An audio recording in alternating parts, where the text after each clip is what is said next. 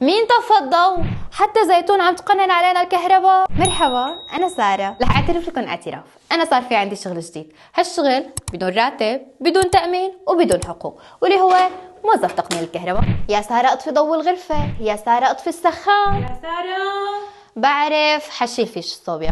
وهي الوظيفة مو مرتبطة بشي موروث من الأجداد اللي كبروا بالعمر وهن عم يفرضوا تقنين كهرباء على البيت، إنما هي نمط حياة فرضه الواقع السوري بعد ارتفاع تسعيرة الكهرباء. أصوات الخناقات بالبيوت بعد ما طلعت أول فاتورة بلشت امبارح ولساتها لهلا. ولوين الأمهات، تخبيط الأبهات، تبادل الاتهامات بين الأولاد وتشليف الحلفانات يمين وشمال. وكتير من العيال عملوا قائمة لاستخدام الكهرباء، كل واحد قديش عم يصرف، يعني كم مرة استعمل السخان المي، كم مرة طلع من الغرفة وما طفى الضوء، كم مرة استعمل المكواية، وعشوائي حيحسبوا عليه كم مرة عم يشحن موبايله. وطبعا هالمهمة ما بتكمل بدون الموظف الخاص بالتقنين، يعني مثل وظيفتي. وفي موظف تاني بالبيت غالبا بيكون الأخ الأكبر، مسؤول عن مراقبة العداد، مهمته كل أسبوع يقدم تقرير للسلطة العليا عن كم كيلووات انصرف، والكل بيكون ناطر هذا التقرير لحتى يعرفوا كيف مصيرهم حيكون بصرف الكهرباء. بنرجع للفاتورة الأولى يلي غالبا بس تشوف رقمها رح تفرك عيونك وتعد الخانات لحتى تتأكد إذا كانت بمئات الألوف ولا بالملايين. وكل واحد فينا دفع الفاتورة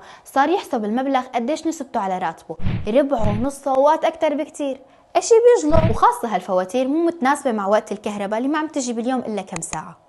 يعني معقولة مشان 4-5 ساعات باليوم تطلع علينا هديك الحسبة؟ هي شوية كهرباء عطونا اياها ببلاش. وحاليا صارت مخططاتنا الاستراتيجية يا اما نفصل القاطع عن كل البيت ونرجع نعيش بالعصر الحجري، يا اما ما ندفع الفاتورة ونخلي الحكومة تضطر انه تسحب لنا الساعة، وممكن نستسلم للامر الواقع ونحط تقنين فوق تقنين لندفع هالفاتورة وامرنا لله. وانتو خبرونا شو الاستراتيجية اللي عم تستعملوها لمعضلة الكهرباء السورية؟